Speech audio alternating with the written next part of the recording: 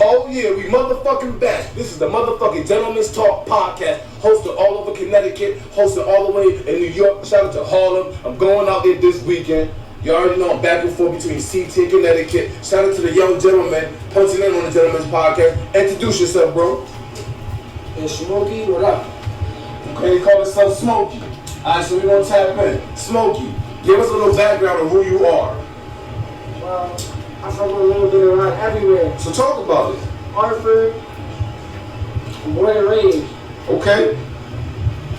Throughout time when I was a teenager, I would be back and forth between house to house. Ain't no wrong with that. I understand that coming. Fighting my own little family, I guess you could say I grew up with my moms and pops. Me either. Oh, we can relate. Type shit. Oh, you didn't know, but now you know. Type shit. Shout out, come on to the Gentleman's Talk Podcast. Come sit down, bro. Come on to the Gentleman's Talk Podcast. You all, everybody's right. All right. Okay. We got people all on the camera on the Gentleman's Talk Podcast. Like I said, we host this all over and things of that nature. He gave a little background on who he is. Hey. Shout out, what's your name? Ryder Slade, JR. Okay, Ryder Slade, JR. He just came through to the Gentleman's Talk Podcast. We host this everywhere. Like I said, all you gotta do is pull up the number 3. So the good brothers with the S on YouTube. You'll see Adam Production, you see all of our work. We do everything. Moves, all that. So next question on the Gentleman's Talk Podcast. If you ever been incarcerated, tell us an incarcerated story for those that don't need to be going to jail. I ain't gonna lie, Joey, the move. I was in there for like a week. Talk about it. Not this shit. I ain't gonna lie. Put the pride to the side. I was crying. I ain't gonna hold you. I was missing my family, the little bit of family I had. My friends, and most importantly, the front outside, nigga ain't shit in jail. Ain't shit in jail. You wanna run up that bag and do you. Okay, we appreciate that. Shout out to those. He just telling y'all niggas at the end of the day, it's all aspects of hustling. There's no one way to be an entrepreneur and just stay on your right path. Hopefully you have those OGs and people like myself that can direct you and want to see you be successful, because there ain't nobody better than nobody if you all in this motherfucker together. And those are the type of things I like to talk about, no matter who around me, nigga. That's just me, nigga. And if y'all don't like it, stay the fuck away from me. Anyways, we're going to test your brain on the Gentleman's Talk Podcast. Who's the 44th president? We talking about, oh shit, he the first nigga on the Gentleman's Talk Podcast. I'm asking this question to a lot of motherfucking girls, old, young. This nigga paid attention in school, nigga. Shout out to this being a black urban station. So he tapped in. So I might be Rican and I might look gringo. My nigga, that 44th president, you know, President Obama. You heard? So the next question on the Gentleman's Talk Podcast. I don't know if you're familiar with this situation, but I'm gonna bust it down. KVD was the person that supposedly, the Tupac situation. KVD was supposed to give his son Orlando Lane the gun that killed Tupac. Obviously, we never found out who killed Tupac. What's your opinion on some KVD giving a gun to his nephew, supposed to be his OG and his rider, and, you know, giving him command to kill, you know, an entrepreneur and a person that was good on their own craft? What's your opinion on that? See, I know nothing about that. But me personally, from where I come from, that's some slimy shit. And if my own nephew was to take me out, I'd feel some type of it happen. All I know is that's a backdoor shit. You don't want to do that. Not out here. If your family, you want to keep it tight. Yeah, Captain, on that one. So we're going to continue with that situation, but that's another topic. P. Diddy said he don't care in 1996, 1997, he don't care if Big or Tupac died. If you're a Big or Tupac fan, what is your opinion on somebody saying he don't care if 2 people died? Now, I'm a youngin', so I know nothing about Biggie or Tupac. Don't get me wrong, I listen to both of them. But now, not giving a fuck about anybody dying, don't get me wrong, that's everybody's opinion. But I would definitely never wish another man's death. That's real shit.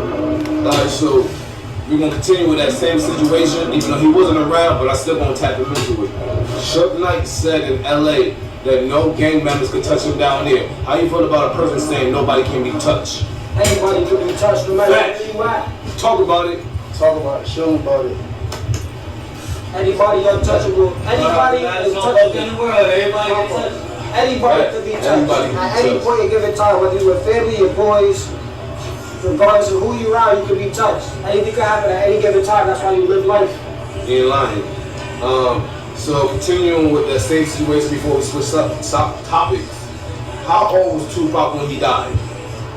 I'm gonna guess because you wasn't around, so I wasn't around, but I would give it a nice little guess. He had to be young. how old So I you would was? say like 26, 27. You close, you was off, but it was 25. But he wasn't around. But for him not being around, he paid attention in school, and whoever he was around, he gave him the game. All right, on to the next question.